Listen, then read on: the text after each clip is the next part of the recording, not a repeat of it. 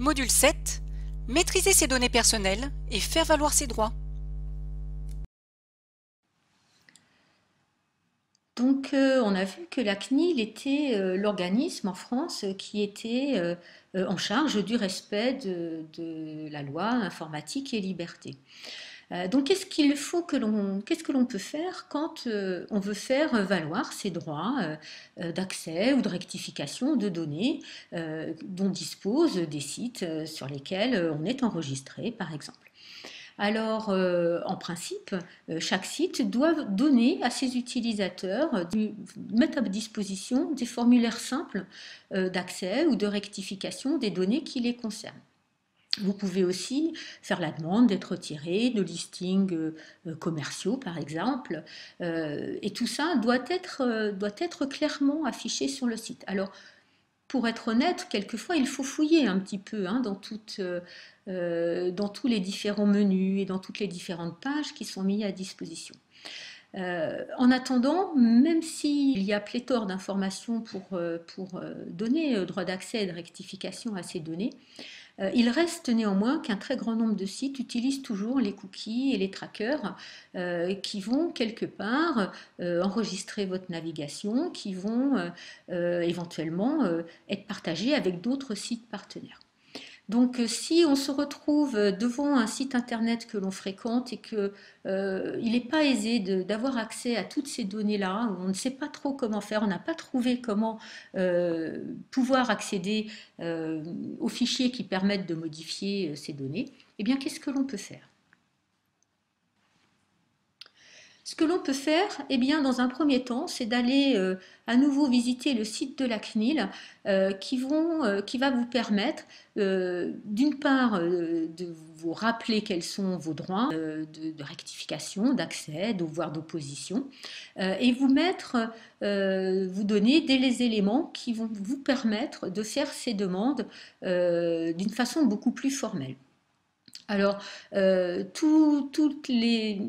toutes les informations qui sont disponibles sur le site de la CNIL, il y en a énormément, et comment par exemple accéder à son dossier médical, comment est-ce qu'on peut refuser d'être fiché dans un fichier d'un site ou d'un autre, tout en sachant que pour certains fichiers en France, comme les fichiers de la police, les fichiers des impôts, vous ne pouvez pas demander à en être retiré. Donc, quels sont les outils que la CNIL met à disposition pour vous permettre d'aller faire une demande beaucoup plus formelle? Alors, en particulier, la CNIL met à disposition des modèles de lettres lorsque, par exemple, une première approche du site que vous utilisez n'a pas donné satisfaction, vos données n'ont pas été modifiées, ils ne vous ont pas retiré d'un listing ou d'un autre, eh bien, vous pouvez aller chercher des lettres types qui vous permettent de faire une demande beaucoup plus formelle auprès de ce site-là. Quand ces demandes-là n'ont pas abouti, il est toujours temps de se saisir, de demander à la CNIL de se saisir de ce sujet-là. Là encore, vous pouvez directement sur le site soit porter plainte, déposer plainte en ligne, soit les contacter pour qu'ils entreprennent les démarches et les interventions au niveau des sites qui vous posent question ou qui vous posent problème. Alors, quelques autres petites recommandations simples qui visent aussi à sécuriser son navigateur, même si sécuriser, c'est un terme qui est un petit peu trop fort, on peut le circonscrire, le border, mais donc vous avez quelques exemples dans la séquence d'utilitaires et d'applications que vous pouvez installer dans les principaux navigateurs qui ont cours en ce moment sur le marché. Le cas échéant, si vous en connaissez d'autres par rapport à ceux qui sont proposés, eh bien, n'hésitez pas à les partager avec les autres participants à ce MOOC. Et puis toujours être vigilant lorsque on utilise par exemple un ordinateur public, bien veiller à vider son historique, le cache du navigateur, les cookies, à bien fermer toutes ces sessions. Et puis aussi à être vigilant si on utilise son propre poste mais sur un réseau Wi-Fi qui n'est peut-être pas complètement sécurisé.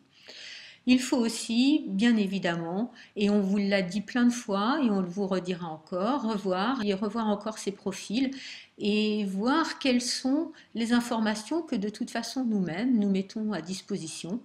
Et dans ce cas-là, pouvoir s'organiser, pour pouvoir avoir conscience de ce que l'on diffuse de soi-même sur Internet.